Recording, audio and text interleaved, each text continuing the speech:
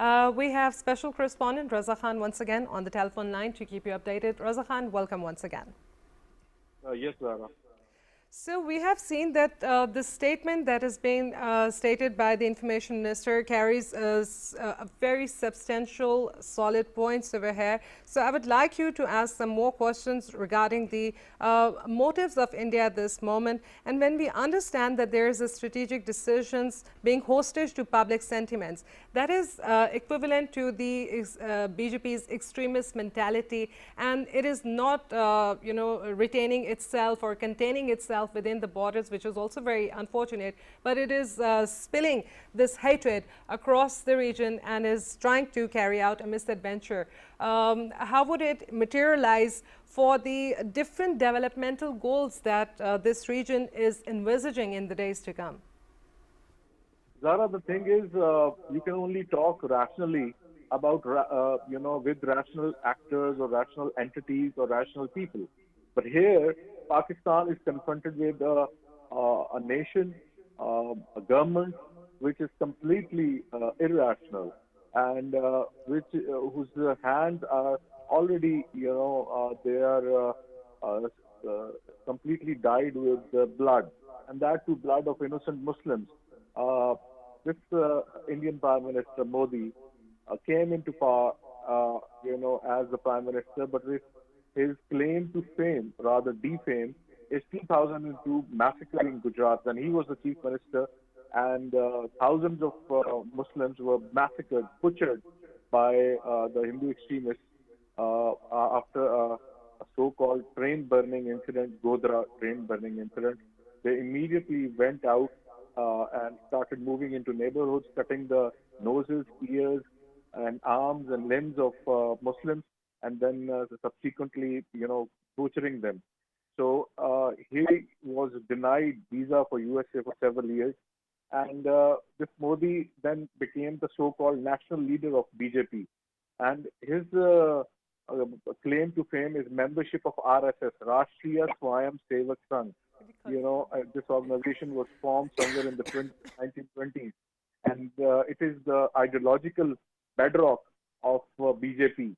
And this BJP, which is in power since 2014 onwards, they are just carrying forward the anti-Muslim agenda, be that in the name of protection of cows. Uh, Hundreds of Muslims throughout India have been slaughtered, and similarly, these so-called Rakshak entities or polities, they have gone on, these mobs have gone on to kill Muslims throughout India.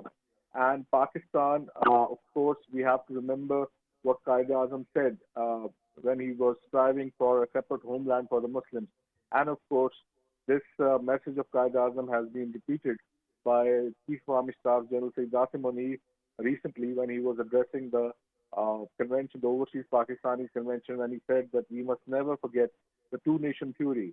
And he also talked about Kashmir being the jugular vein of Pakistan. So this was initially uttered by Qaeda Azam, that Kashmir is the jugular vein of Pakistan. Even then, when this statement came, India, there was a lot of hula balu and noise in India, especially by Indian media, that why is Pakistan's army chief mentioning that now? Why he was mentioning is because we cannot move forward as an independent and a nation with an identity. And our identity is based on two-nation theory, that we are a different nation to the Hindus, and that's why Pakistan was formed. It came into being after a lot of struggle. So India is an irrational actor. Its current government is it is currently led by extremist Hindus, and they don't belong. They don't believe in secular India. India is supposed to be secular according to its constitution, but practically speaking, it has become a hotspot with a lot of input of the right-wing extremist Hindus, especially in this case, as I mentioned, that what is the purpose of inviting the RSS chief, Mohan Bhagwat, to a meeting at Prime Minister Modi's residence in which he was conferring with the our services chiefs and of course Amit Shah, the Interior Minister, Home Minister, as well as the The Defense Minister Rajnath Singh was there as well, and the Foreign Minister Subramaniam Jaishankar. So the issue is this, that this presence of Mohan Bhagwat, the RSS chief, clearly indicates that Indian government has been hijacked by this right-wing extremist Hindu mindset, and because of that, they have launched this Pahalgam false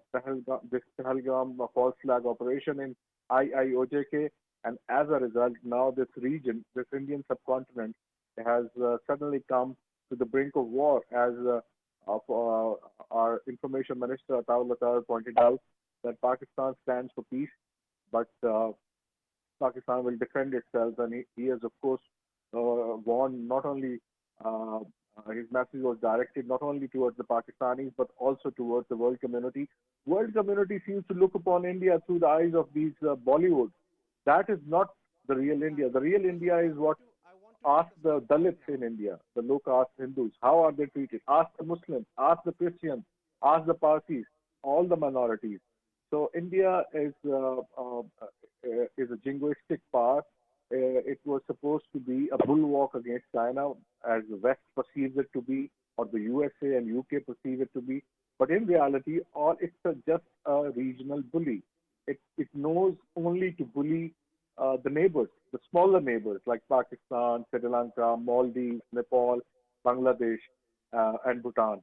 So the thing is that this message by Information Minister is loud and clear, and of course our Prime Minister Shehbaz Sharif has pointed that out as well, and of course Army chiefs, the Air Chief, the Naval Chief, they're all on board with this, that Pakistani armed forces will defend Pakistan at any cost, and if India decides on any misadventure in the next 24 to 48 hours, Pakistani nation as well as the armed forces shall join hands and shall make sure that India learns a lesson that Pakistan is a nation of 240 million dignified people. Well, Raza, I want us to take a step back now. You're giving us all very good information and all the details, but I want to take a step back, starting from the Pahalgam incident, and just 5 to 10 minutes later, they filed an FIR in the concerned police station, and then so forth, so on and so forth. They take no, relief in pointing fingers at Pakistan.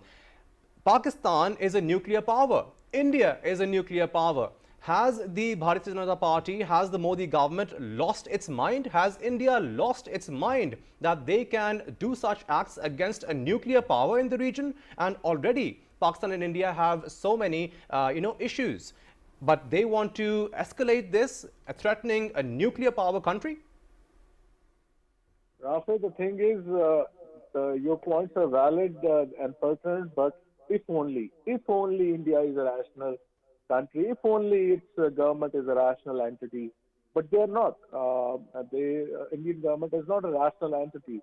And as you rightly pointed out, the 10 minutes from the attack, an FIR was registered. So these are telltale signs that it was a false flag, and India wanted a pretext to showcase its so-called might. But it is, of course, forgetting the fact that Pakistan is a declared nuclear weapon state, and the whole world knows that, and India knows that as well. But the only thing that can derail peace, between two nuclear powers is India. And as pointed out, Pakistan doesn't want war.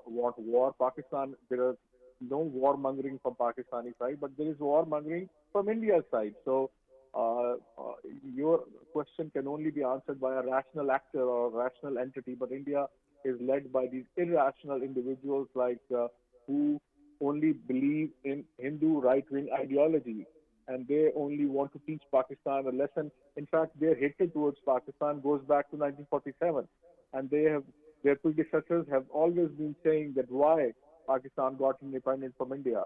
They were against it. And of course, as I pointed out to Zar earlier, that RSS member Nathuram Godse was the one who assassinated Gandhi, the Indian leader, in 1948. So the thing is, they don't believe in any sort of peace with Muslims. In fact, Gandhi was killed by RSS member because he was perceived as being soft towards Muslims. So your points about rationality are all well and Right. good, but we are not dealing with rational people. These are Right. irrational people who are hell bent on attacking Pakistan.